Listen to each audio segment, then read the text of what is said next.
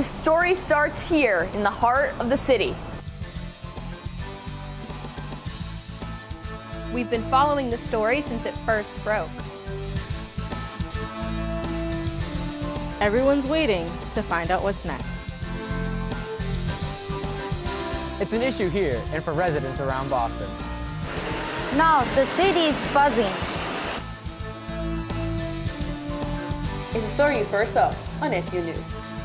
Exclusive details you'll only see here. And now, we're getting the answers. We track down the details. It's the talk of the town. It's all coming up on SU News.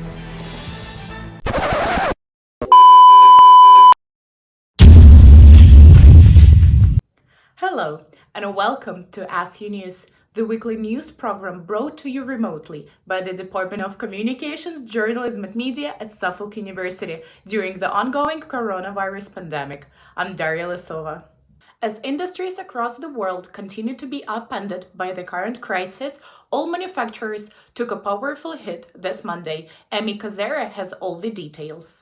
Monday marked history for the crude oil industry in the United States as prices dipped below negative $30 a gallon. Due to the stop in air travel, commuting, and international trade, there has been a lack of demand for oil-based products. Experts say places are running out of oil storage areas. President Donald Trump has announced that he has asked officials to formulate a plan to make funds available for these industries. And oil, like many other industries, has been devastated by COVID-19.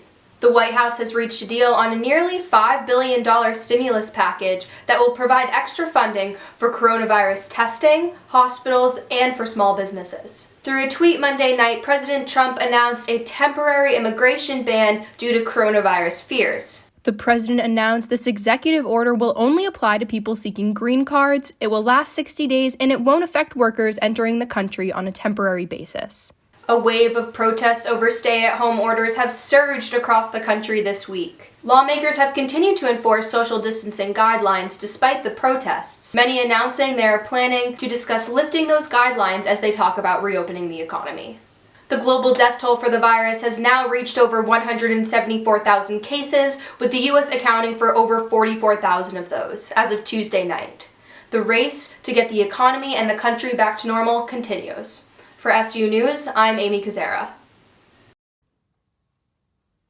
As many cities and states are confronting the coronavirus pandemic, Boston City Councilor has asked for a hearing on voting by mail in the upcoming election. RJ Agostinelli has more on the story. Boston City Councilor Matt O'Malley introduced a hearing order to explore alternative voting options after the coronavirus pandemic had forced many states and municipalities to postpone their upcoming elections. The hearing order comes in response to the Wisconsin election being held during a stay-at-home order and the expansion of mail-in voting by other states. The order asked the council to hold a hearing on possible preparations that would need to be taken in order to protect upcoming elections, including the September 1st primary and the general election on November 3rd. The counselor told me that what happened in Wisconsin should not happen here in Massachusetts. Well, the purpose and the goal really is to make sure that as we approach election season, we're able to offer residents the safest possible way to participate in that election. The impetus of this hearing order really began a week ago, or a week and a day ago, when the state of Wisconsin held a statewide primary, despite the fact that there was a shelter-in-place advisory for residents of the state. It was chilling, quite frankly, to see the number of individuals who had to line up, wait to vote, putting themselves at risk simply because they felt it important, as it is important, to fulfill their civic duty. The order was assigned to the Committee on Government Operations. No official hearing date has been set. Reporting remotely, RJ Agostinelli, SU News. Many college students won't be able to physically walk across the stage this semester to receive their diploma. This might hit especially hard for some. However, one student is looking to make this year's graduation a little more meaningful. Hannah Arroyo tells us how one student is bringing some deserved recognition to the class of 2020. For the class of 2020, graduation will be anything but traditional this year. While it might be disappointing for some, it's first-generation college students and their families that may feel the biggest impacts. Boston University senior Josie Matella knew she had to do something for her fellow first-generation peers. The journalism major put her skills into action, forming an online yearbook for graduating first-gen students to share their stories. And for many first-generation students, graduation is the culmination of the hard work they've put in, their family sacrifices, their own sacrifices, and the help from their own community. While Matella recognizes there's many people who have been impacted by the virus, she hopes to share a bit of positivity wherever she can. In other ways, but this is one way to sort of build a community and find that sort of hope and unity in a segmented population of students from all over the country. Matella's website can be found at firstgengraduates.com, and students looking to share their stories can email at firstgengraduates@gmail.com. For SU News, I'm Hannah Arroyo. Healthcare workers are at the forefront at this battle against COVID-19, but that's not the only struggle they and others may be facing. Our own SU News reporter, Alexandria Acacia, has parents working at the medical field and shares her story on what it's like having family members at the front lines. Making sacrifices for the sake of the greater good. Having parents that are working in the medical field during the COVID-19 pandemic may be overwhelming. However, it's times like this. It may be tough, but we will get through it. My dad performs MRIs as an assistant professor of radiology at Boston Medical Center. He's been working from home with his team to diagnose patients. My mom works as a CRNA at the Brigham and Women's locations. These frontline workers are the heroes working through this pandemic. Having parents in the medical field can be stressful. Thinking about safety, along with their mental and physical health, they've received hundreds of letters and words of encouragement from friends and family.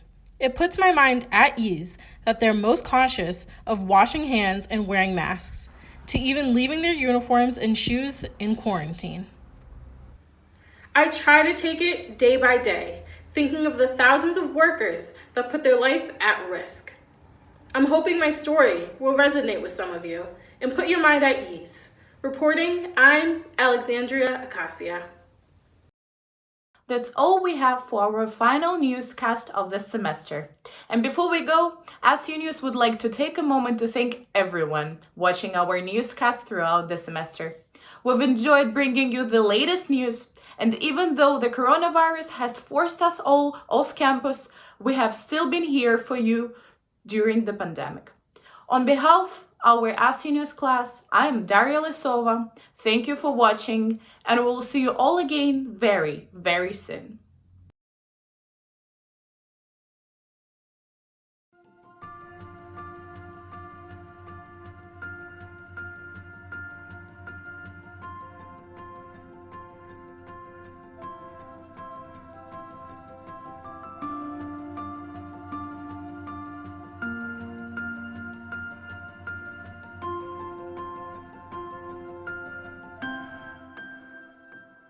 Whether you're still in the heart of Boston or you're on the other side of the world, all of our lives have been turned upside down.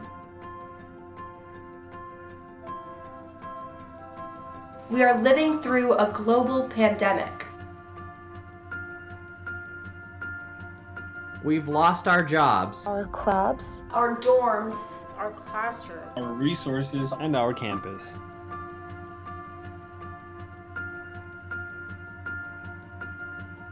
Everything has changed, but we're still a community. We're here for each other. We're here to tell your stories. We're here to keep you informed. We have all the news you'll need. We're all in this together. It's normal to feel isolated, but continue doing what makes you happy. Thank your professors. Reach out to friends and family members. And follow the guidelines. Stay connected to your community. Social distance. And stay informed. Right now, we're here for each other. I'm Amy Kazera. I'm Maxim Isaac. I'm Haley Clegg. I'm RJ Agostinelli. I'm Alexandria Acacia. Eddie Reinhardt. I'm Animo Osmani. I'm Rohan Gao. I'm Daria Losoa. I'm Sofia Hernandez. I'm Hannah Arroyo. SU News. SU News. SU News. SU News. SU News. SU News. SU News. SU News. SU News. SU News. SU News is here for you.